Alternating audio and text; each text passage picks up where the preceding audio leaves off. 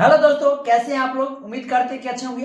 दोस्तों, आज के इस वीडियो में मैं आपके लिए लेकर आया हूं फिजिक्स भौतिकी चैप्टर 1 का पार्ट 2। इससे पहले हम पार्ट 1 बना चुके हैं, नहीं देखे हैं तो जाकर देख लीजिएगा।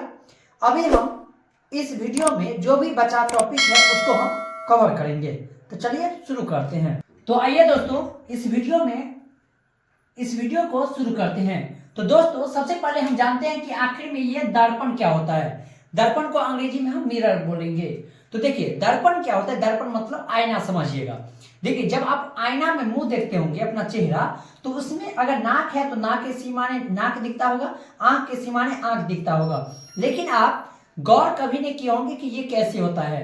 तो देखिए, ये एक तरह का पारदर्शी यंत्र होता है जो जितना भी प्रकाश आता है ना, उसको क्या करता है, रिफ्लेक्ट करता है या परावर्तित करता है। इस तरह से आप समझ सकते हैं कि अगर ये आईना है सपोज कीजिए, और इसमें अगर बंदर मुंह देखेगा तो उसको बंदर दिखाई देगा, अगर आदमी मुंह देखेगा तो आदमी दिखाई देगा।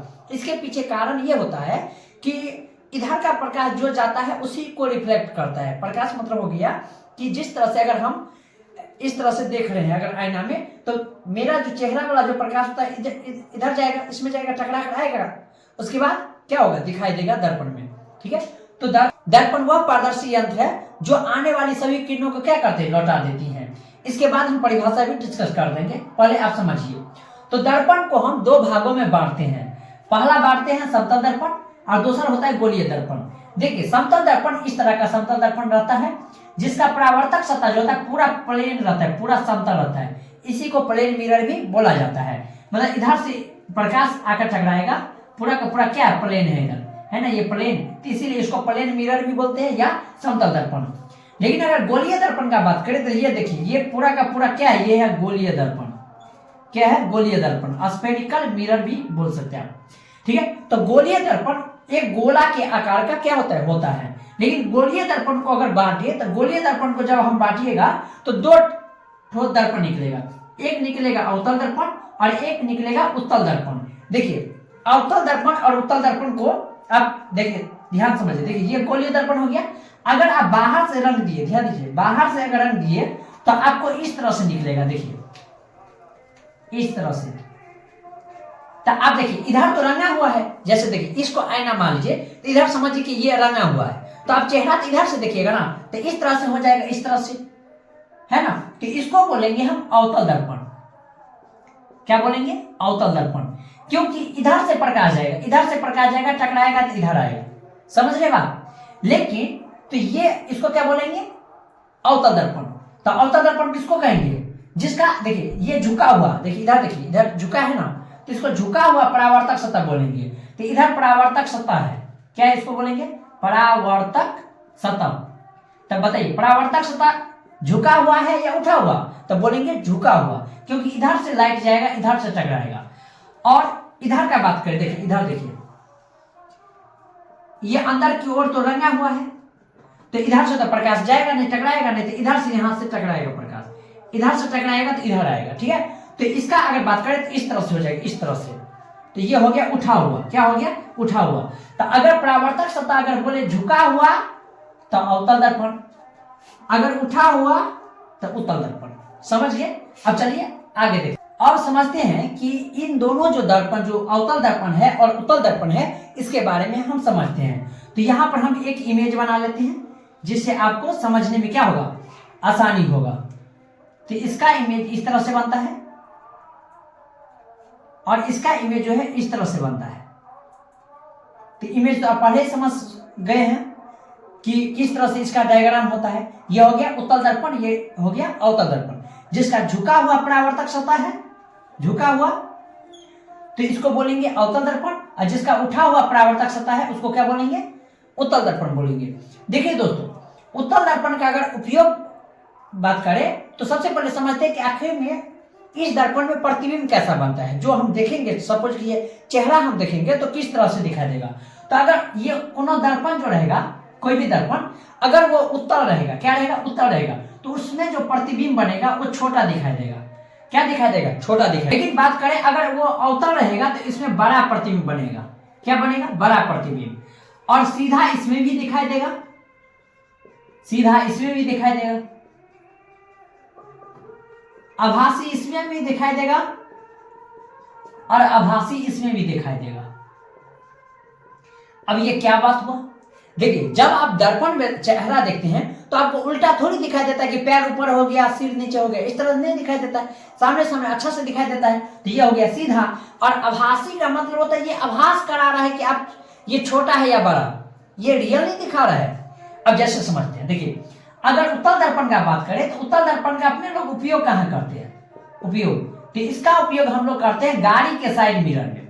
कहां पर करते हैं, गाड़ी के साइड मिरर में, साइड मिरर, या इसी को हम बोल सकते हैं पीछे देखने के आईने, पीछे देखने के आईने।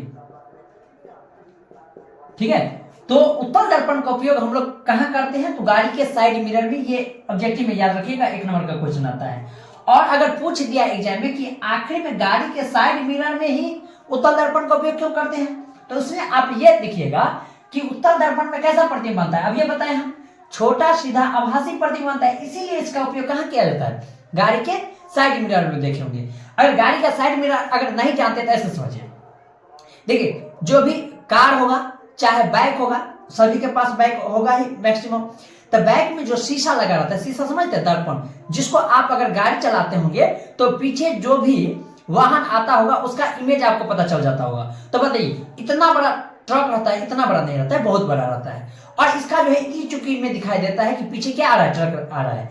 अगर आप इमेज से चलिएगा तो बताइए इतनी चुकी का था, इतनी चुकी समझते हैं ना, छोटा सा, ठीक है, तो इतनी चुकी में क्या होता है, दिखाई दे देता है कि ट्रक आ रहा है इतना, लेकिन वो वास्तविक में इतना छोटा नहीं रहता है। ठीक है, तो गाड़ी के साइड मिरर में कौन सा दर्पण उपयोग होता है, उत्तल दर्पण। उम्मीद करते हैं कि ये टॉपिक समझ गए होंगे।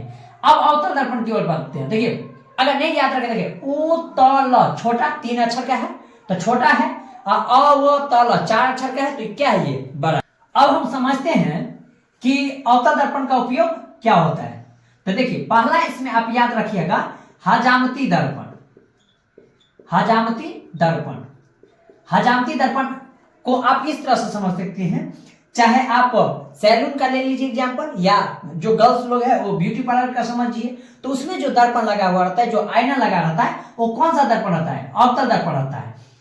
ठीक है, तो उसमें आप चेहरा देखिएगा तो थोड़ा आपको लगेगा कि मोटा छोटा आप दिख रहे हैं। ठीक है, और हजामती दर्पण, और हजामती दर्पण से आप याद रखिएगा जो दाढ़ी बनाने का कार्य करते हैं, तो यहां से एक और टॉपिक याद रखिएगा कि अवतल दर्पण का उपयोग कहां किया जाता है, दाढ़ी बनाने में। क्या किस चीज में, दाढ़ी बनाने में, दाढ़ी बनाने में।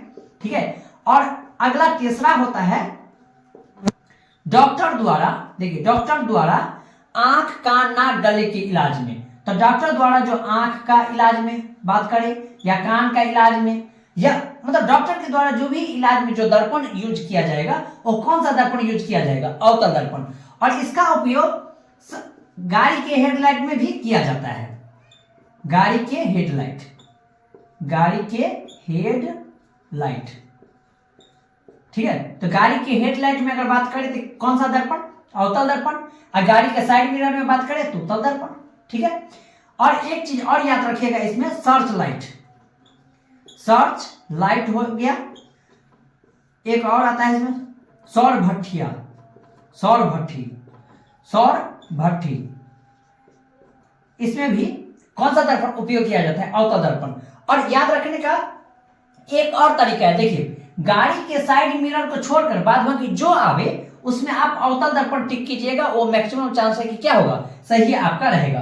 तो इस तरह से आप दर्पण के बारे में समझ गए। चलिए आगे देखते हैं। अब दोस्तों समझते हैं कि प्रतिबिंब कितने प्रकार के होते हैं। देखिए प्रतिबिंब 2 प्रकार के होते हैं, एक होता है वास्तविक प्रतिबिंब और दूसरा होता है आभासी प्रतिबिंब।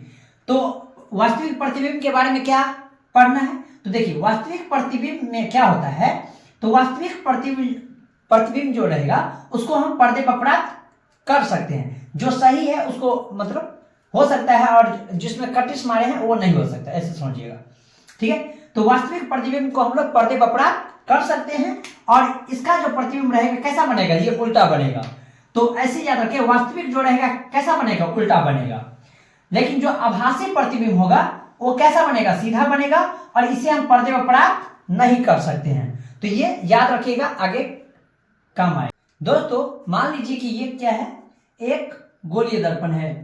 जब हम इसके बीचों बीच से एक रेखा गुजारते हैं, इसको हम क्या कहते हैं? इसको बोलेंगे मुख्य अक्ष। मुख्य अक्ष, या इसी को हम प्रधान अक्ष भी बोलते हैं। प्रधान अक्ष बोलेंगे।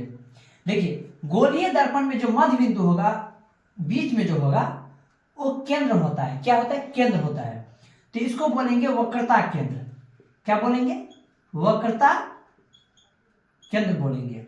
लेकिन ये गोलीय दर्पण है, इसका मध्य बिंदु कहाँ होगा? देखिए यहां पर। तो इसको हम P बोलेंगे। क्या बोलेंगे? P। P को हिंदी में बोलते हैं ध्रुव। क्या बोलते हैं? ध्रुव। और वक्रता केंद्र को अंग्रेजी में क्या बोलते हैं? C बोलते हैं। क्या बोलते हैं? C for centre. और उसके बीच में देखिए, ध्रुव और सेंटर के बीच में होता है फोकस बिंदु। क्या होता है? फोकस बिंदु। तो इस F को बोलेंगे फोकस बिंदु। क्या बोलेंगे? फोकस बिंदु। तो यहां पर आप ध्यान दीजिए, ध्रुव और फोकस, ध्रुव और फोकस के बीच की दूरी को क्या बोलेंगे? छोटका F। छोटका F का सेंस हो गया क्या? छोटका F का सेंस हो गया फोकस दूरी। क्या हो गया? मतलब फोकस दूरी। ध्यान से देखिएगा, अब ध्यान समझिए। अगर देखिए, ध्रुव से फोकस बिंदु तक की दूरी को क्या हो गया? फोकस दूरी। लेकिन ध्रुव से लेकर वक्रता केंद्र तक की दूरी, यहां से लेकर यहां तक की दूरी जो होता है, उसको कैपिटल R से सूचित करते हैं। कैपिटल R का मतलब क्या हुआ? कैपिटल R का मतलब हो गया वक्रता त्रिज्या। वक्रता त्रिज्या। अब अगर गौर से आप समझिए होंगे तो आप यहां से एक चीज समझे होंगे, F बराबर होता है R/2 और R बराबर होता है 2F। इसका मतलब क्या हुआ? अगर आप गौर से देखिएगा तो यहां पर देखिए, ये F जो है ये पूरा R का आधा लगता है कि नहीं? देखिए, ये R जो है दुगुना है इसका F का। F एक और अट जाएगा यहां पर, तब पूरेगा क्या? R। इसका मतलब F जो है R का क्या है? आधा है। तो यही तो लिखे हैं, F जो है R का क्या है? आधा है, माने हाफ हो गया। लेकिन दूसरा नजर से अगर देखें तो R जो है F का दुगुना है। R जो है F का क्या है? दुगुना है। तो यहां से ये दोनों फॉर्मूला याद रखिएगा, एग्जाम में बहुत बार क्वेश्चन पूछा है कि F बराबर क्या होता है? R/2 और R बराबर क्या होता है? 2F। मतलब फोकस दूरी वक्रता त्रिज्या की आधी होती है और वक्रता त्रिज्या फोकस दूरी की क्या होती है? दुगुनी होती है। दोस्तों, उम्मीद करते हैं कि गोलीय दर्पण आपको समझ में आ गया हो। दोस्तों, कुछ चिन्ह परिपाटियां दिया हुआ है, उसको भी समझ लेते हैं। तो पहला कहता है सभी दूरियां गोलीय दर्पण के ध्रुव से मापी जाती है। तो ये भी एग्जाम के लिए बहुत VVI है। तो याद रखिए, अगर क्वेश्चन में पूछे कि सभी दूरियां कहां से मापी जाती है, तो ध्रुव से मापी जाती है। आगे कहता है कि अवतल दर्पण की वक्रता त्रिज्या जो R होती है और फोकस दूरी F जो होती है क्या होती है? ऋणात्मक होती है। और उत्तल दर्पण की वक्रता त्रिज्या R और फोकस दूरी क्या होती है? धनात्मक होती है। तो यहां से याद रखिए कि अगर अवतल दर्पण का बात करें, किसका? अवतल दर्पण का, तो इसमें आप क्या मारिएगा? धनात्मक मारिएगा। अगर अवतल दर्पण का बात करें तो ऋणात्मक मारिएगा। यहां पर दर्पण सूत्र दिया हुआ है, दर्पण सूत्र याद कर लीजिएगा, 1/V + 1/U बराबर 1/F। यहां पर एक चीज और ध्यान रखिएगा, लेंस सूत्र। लेंस सूत्र में कुछ होता नहीं, बस माइनस हो जाता है, माइनस हो जाता है। इन दोनों में से एक क्वेश्चन हर साल ज्यादातर देखने को मिलता है। तो अगर दर्पण बोले तो प्लस, लेंस बोले तो माइनस। इस तरह से आप याद रख सकते हैं। दोस्तों, आज की वीडियो में इतना ही रखते हैं, और बातों की जो भी बच गया F बराबर R/2 सिद्ध करने वाला, वो अगली वीडियो में हम जल्द लेकर आने का प्रयास करेंगे। दोस्तों, अगर यह वीडियो आपके लिए थोड़ा भी हेल्पफुल लगा होगा तो आप इस चैनल को लाइक सब्सक्राइब कर सकते हैं। ठीक है, अंत तक बने रहे उसके लिए बहुत बहुत